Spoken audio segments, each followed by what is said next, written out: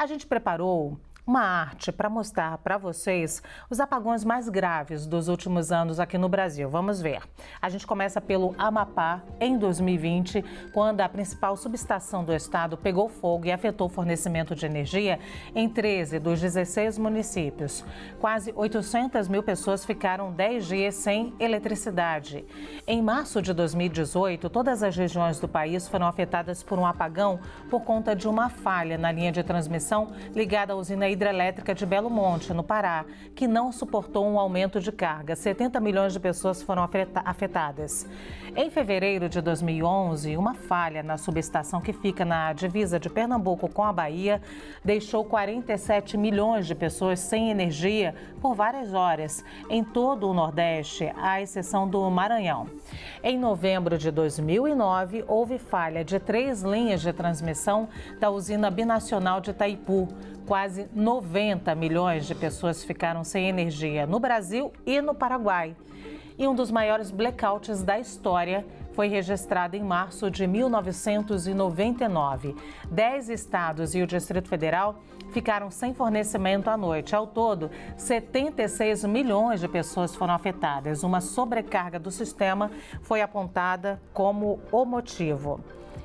Vamos agora para o nosso time da análise. Hoje eu vou contar com a participação do Daniel Hittner, da Basília Rodrigues, que está sempre comigo, e olha, do Fernando Nakagawa. Quem te viu, quem te vê. Daniel, vou começar por você, porque me disseram que você cobriu todos os apagões dos últimos anos aqui no Brasil, e eu não estou falando da tua idade, hein? Boa tarde, bem-vindo.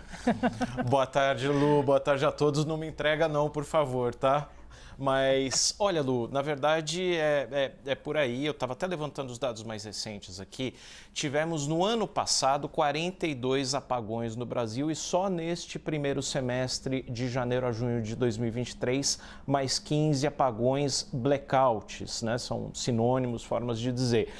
A isso eu estou me referindo a interrupções no fornecimento de energia com 100 ou mais megawatts, ou seja, não são eventos de grande porte, com pelo menos 10 minutos de duração. Esses são números oficiais do Ministério de Minas e Energia. 42 apagões em 2022, 15 apagões até agora em 2023 no primeiro semestre. Mas o que você acabou de relatar, Lu, foram grandes episódios ali, 4 desses 5 episódios estão entre os mais graves de toda a história internacional. A gente teve em 2020 um último episódio muito relevante, que foi a interrupção no Amapá por causa de uma falha numa subestação de energia que acabou levando a uma interrupção de 10 dias seguidos, afetando 800 mil pessoas, mas houve episódios ali muito graves também. Destacaria o episódio de 1999, que ficou conhecido como o episódio do Raio de Bauru. Por que o raio de Bauru? Porque a gente vivia naquela situação, governo Fernando Henrique Cardoso, às vésperas ali de um racionamento de energia que durou um ano inteiro e causou ali um enfraquecimento muito grande, um enfraquecimento político do governo na ocasião. E a resposta na época foi de que tudo tinha sido causado por um raio em Bauru, no interior de São Paulo, e depois se descobriu que não era nada disso. Era uma sobrecarga no sistema que depois levou justamente ao racionamento de energia em 2001. Agora, a gente teve episódios ali em 2011, em fevereiro de 2011, houve uma falha no Nordeste que derrubou a energia no Nordeste inteiro pela madrugada, e um episódio em 2009 que foi causado por uma falha em Itaipu. Houve uma queda ali no sistema de transmissão. Itaipu abastece mais ou menos 25% da energia do país, principalmente no centro-sul do país. E quando existe essa sobrecarga no sistema, o que acontece com a geração? Desligam-se as turbinas de grandes hidrelétricas, justamente para não haver uma sobrecarga em toda a rede, né? Não sobrecarregar toda a rede. Itaipu foi praticamente toda desligada, 20 turbinas de Itaipu foram desligadas naquele momento em 2009, e isso levou a uma interrupção que prejudicou ali cerca de 70 milhões de pessoas. Esse está entre os episódios mais graves da história no sistema elétrico, não só no Brasil, mas em todo o mundo. E em todo o mundo por quê? Porque o Brasil tem uma peculiaridade. O Brasil é muito mais integrado do que a Europa, do que os Estados Unidos. O Brasil é conhecido por ter essa interligação do sistema nacional, em que as usinas hidrelétricas da região sudeste e do centro-oeste, por exemplo, estão diretamente conectadas com o Nordeste. Então, quando você tem muita geração de energia no Nordeste, o Nordeste atende o Sudeste e o Centro-Oeste. E o contrário é verdadeiro. O Sul estava um pouco mais desintegrado do país, justamente por isso que não teve o racionamento em 2001. De um tempo para cá, nas últimas 2 décadas, houve uma integração maior do Sul com o restante do sistema interligado nacional. Eu vou com a Basília agora e essa palavrinha que Daniel Richtner acaba de falar, racionamento, me lembrou uma questão de impacto político e econômico, Basília, e é sobre isso que eu quero te perguntar. Por quê? Porque se tem uma coisa que eleitor tem raiva vamos baixar os juros, vamos tentar facilitar a compra de eletrodomésticos da linha branca, mas aí não tem energia para funcionar a geladeira nova, para funcionar a máquina de lavar nova, e aí eleitor fica bastante raivoso. Como é que o governo está correndo aí para não ter esse impacto no eleitor? Apagão é algo que ninguém esquece, né? Aciona aí a memória afetiva dos brasileiros. Você vê o histórico trazido pelo Richtner, e desde cedo a gente está mostrando isso aqui na CNN Brasil, gerações e gerações de brasileiros que já tiveram o seu apagão para chamar para si, né?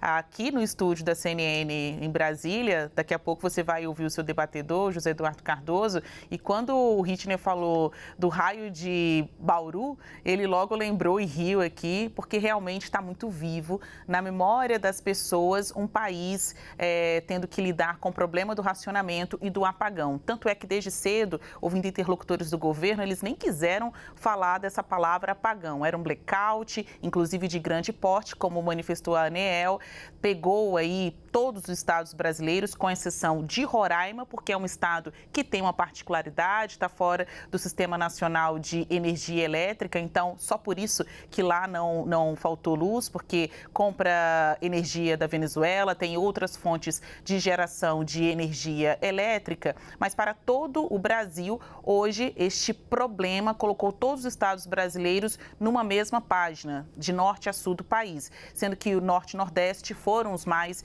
prejudicados. Agora o governo tenta reverter esta onda negativa e impopular de incapacidade técnica na área de Minas Energia, até para atenuar essa memória afetiva e problemática das pessoas de lidar com um país que tem falta de investimento e falta de gestão nesse setor elétrico. E a gente está num momento delicado da política, de troca de ministros, de expectativa de mini-reforma ministerial. Portanto, desde cedo a gente vem colhendo informações junto a fontes políticas e chegam agora informações de fontes do setor elétrico. Eu estou aqui trocando uma bola com o Richtner, ele só está do outro lado do vidro aqui na redação da CNN, mas ele escuta as fontes dele do lado de lá e nós aqui do lado de cá. Então, tanto no setor político como no setor elétrico, está todo mundo dizendo que a batata do ministro Alexandre Silveira está assando. Tanto é que ele estava no Paraguai, numa agenda oficial super importante de expressividade internacional, a presença do presidente brasileiro, Lula, na cerimônia de posse de Santiago Penha, presidente do Paraguai. E o assunto energia elétrica era uma das principais questões ali a serem tratadas nesta agenda bilateral, pelos esforços, pelos assuntos em comum, inclusive pelo fornecimento de luz pela a hidrelétrica de Itaipu. Então, eu costumo dizer que coincidências não acontecem, né? Mas não tinha momento pior e dia pior para um apagão no Brasil do que não esta terça-feira. O ministro voltou correndo ou voando para o Brasil para reassumir as suas atribuições aqui e desde lá passando informações de que acionei o meu staff, acionei as equipes para restabelecimento rápido do fornecimento de luz em todo o Brasil. Por isso que agora, mais do meio da manhã, iniciozinho da tarde, a gente tem ouvido interlocutores do governo, como o ministro da Secretaria de Comunicação da Presidência da República, o Paulo Pimenta, e também o presidente em exercício, Geraldo Alckmin, falando que 100% da energia nas regiões sul, sudeste e centro-oeste, que foram as menos afetadas, já tinham sido sido estabelecidos. Agora é saber como fica lá a região norte e nordeste, né? Há uma vontade, um trabalho do governo de que até o fim do dia isso esteja regularizado, porque no fim desta tarde vai ter entrevista coletiva do ministro Alexandre Silveira, representantes também do ONS e da ANEEL, para passar essa satisfação à população. Uma última informação, Luciana, Naca e Hitner, é que a Comissão de Minas e Energia, que leva o mesmo nome do Ministério, a comissão desta área na Câmara dos Deputados, discute botar um requerimento para convocar o ministro. Hoje à tarde já tinha essa reunião marcada da comissão na Câmara, só que agora com esse ingrediente a mais. O ministro tinha agendas já marcadas, talvez até caiam, tinha agendas marcadas nesta tarde no retorno do Paraguai com políticos que representam Minas e Energia, com políticos desta comissão.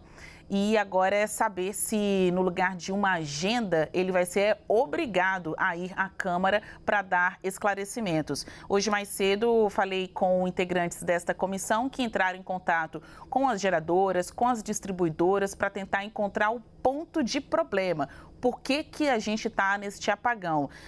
As informações até aqui é que ninguém sabe explicar o motivo inicial. Tem essa explicação dos desligamentos preventivos, que é algo natural e do próprio sistema de derrubar, né, de apagar para proteger o sistema em si, mas qual foi a origem do apagão? Isso ainda não se sabe. Especialistas dizem que eles primeiro tentam resolver o problema e depois vão buscar aí as causas. Olha, o Naca vai ficar com a última palavra, mas antes eu vou chamar o Hitner de novo, porque o Daniel está ali. Eu não sei como ele consegue isso, olhando para a tela e apurando. Eu percebi que você não olhou para baixo, não estou entendendo.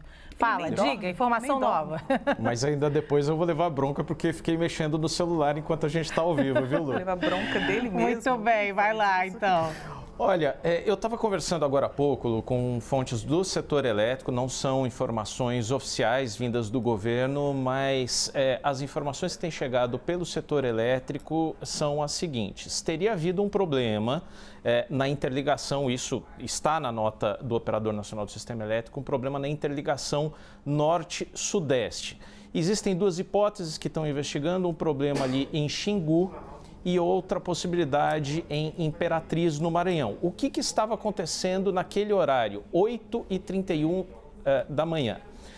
O Nordeste estava exportando energia, estava com superávit de geração de energia e exportando muita quantidade de energia para o Sudeste e o Centro-Oeste, que não dava conta de atender a sua própria demanda. Então, eram dependentes Sudeste e Centro-Oeste do Nordeste. O Nordeste estava mandando grandes quantidades de energia e, de repente, houve esse problema na interligação, na rede de transmissão de energia. Muito bem, a partir desse momento, o Sudeste e o Centro-Oeste precisavam acionar o ERAC, que é aquele esquema de alívio regional de carga, porque senão não haveria como dar conta de tanta demanda ali nas próprias regiões, as próprias regiões não geravam energia suficiente, e o Nordeste, por sua vez, estava gerando energia demais. Aí você vai dizer, puxa, mas se estava gerando energia demais e estava, inclusive, exportando, por que teve que interromper sua própria geração de energia? Porque era o que a gente explicava no caso de Itaipu em 2009, porque senão você sobrecarrega os equipamentos e é tanta energia sendo gerada que isso dá um bug no próprio sistema. Então houve um desligamento preventivo aí das usinas, de parte das usinas hidrelétricas na região Nordeste e Norte, para não sobrecarregar o sistema, e o Norte e o Nordeste também precisavam entrar ali num esquema de blackout. Importante considerar que todo mundo no setor elétrico está ressaltando. Não existe uma falha sistêmica, aparentemente. Os reservatórios estão cheios. Em 2001, a gente atravessou a maior seca em 90 anos do país. Mas de 2021 para cá, o regime hidrológico tem sido muito favorável. Então, os reservatórios no país, a geração de energia hidrelétrica ainda é quase 70% da geração total. E os reservatórios no Sudeste, no Centro-Oeste, no Nordeste estão cheios. Chegaram a abril, que é o fim do período de chuvas, fim do período úmido, cheios. Então não haveria um problema nem de geração, nem de transmissão. Agora, falhas acidentais, falhas humanas são possíveis e é isso que está se investigando agora. Mas agora, então, eu digo que o NACA fecha a nossa rodada de análise com chave de ouro aí, porque é importante essa informação, NACA, que o Richtner traz agora, que a gente não tem um problema de falta de geração, não é a questão de racionamento, que foi algo pontual, inclusive supostamente feito por uma geração excessiva de energia, olha isso, né? Então não é algo pontual, porque o mercado, né, lógico que isso tem um impacto econômico, fica de olho. NACA, hoje tentando entender um pouquinho com os especialistas essa questão da energia, eu fiquei pensando, sabe aquele, eu não sei, mas aquele instrumento oriental, eu não sei o nome, mas que você dá um toquezinho assim e ele vai reverberando quando você faz assim, acho que é da Tailândia, vai reverberando aquele barulho. Entendi que é mais ou menos isso. Hoje teve algo muito pontual, mas que fica reverberando e até normalizar vai demorar um pouquinho, né, Fernando Nakagawa? Definitivamente. Lu, boa tarde, que bom estar aqui com você, com o Richtner, com a Basília e todo mundo que está com a gente no grande debate. O setor elétrico, como o Richtner muito bem explicou, ele é absolutamente integrado atualmente aqui no Brasil. Isso faz com que, como numa casa, quando há sobrecarga, quando há indicação de sobrecarga, o disjuntor cai na nossa casa para tentar evitar a sobrecarga, evitar um curto-circuito, um grande problema, um problema maior. E exatamente isso que aparentemente aconteceu nesta manhã no Sistema Integrado Nacional. E esta percepção que o Daniel nos traz, eu também ouvi um pouco mais cedo, com algumas lembranças. A gente não está sobre a hipótese, né, descartada de um problema mais profundo, estrutural do nosso sistema, porque a gente não está no verão, que é a época onde a demanda por energia costuma ser maior, especialmente por causa dos aparelhos de ar-condicionado, tampouco estávamos no pico da demanda de energia, que costuma acontecer à tarde, no meio da tarde, mais ou menos, daqui a pouco a gente se aproxima dele nos momentos de calor, né, nos dias quentes. Então, aparentemente, tudo leva a crer aí que foi de fato um problema pontual. Obviamente, ele precisa ser investigado, obviamente, é preciso apontar os responsáveis por isso, Lu. Mas, de fato, olhando o que aconteceu hoje, é interessante observar que, pelo menos até agora, 1h06 da tarde no horário de Brasília, a carga do subsistema norte ainda está bem longe de voltar ao normal. Agora, o último dado aqui do Operador Nacional do Sistema, a gente está no norte do Brasil com quase 5.000 megawatts. Antes do apagão, ali às 8h29, eram mais de 7.100 megawatts. Portanto, a gente ainda tem uma diferença bastante expressiva, mais ou menos 1/3, fazendo uma conta aqui bem rapidinho, de carga que ainda não voltou ao normal naquela região. E a curva da região norte de recuperação da carga, ela tem sido bastante vertical, mas no Nordeste a recuperação agora já começa a ser mais gradual e ela já está quase flat. Então, os problemas eles estão sendo resolvidos de maneira diferente, mais rapidamente no Norte, mas ainda muito longe do normal, no Nordeste mais gradualmente, mas aí mais perto do normal já. Fernando Nakagawa, muito obrigada por essa participação aqui especial hoje no Grande Debate, assim como Daniel Richtner e, é claro, Basília Rodrigues. Obrigada aos três. Eu já volto a esse assunto. Continuo aqui também ainda com uma fala do ministro, né, ou uma explicação do ministro de Minas e Energia, Alexandre Silveira, que estava com o presidente Lula no Paraguai para a posse do presidente Santiago Peña e antecipou o retorno ao Brasil, como disse a Basília Rodrigues, ainda agora voltou correndo. Ele se manifestou sobre o apagão nas redes sociais. Desde as primeiras notícias da interrupção do abastecimento de energia em alguns estados nesta manhã, determinei o rápido restabelecimento dos serviços, assim como a devida apuração dos motivos que levaram à queda de energia. Além disso, lidero todos os procedimentos com equipe e vinculadas. Também estou providenciando o meu retorno imediato do Paraguai ao Brasil, onde acompanhava o presidente Lula na posse do novo presidente paraguaio, Santiago Peña. Temos grandes pautas em comum, principalmente a produção de energia limpa e renovável em Itaipu binacional, que temos o Paraguai como parceiro. Determinei a criação imediata de uma sala de situação para acompanhar o processo de retomada, bem como apurar as causas desse incidente.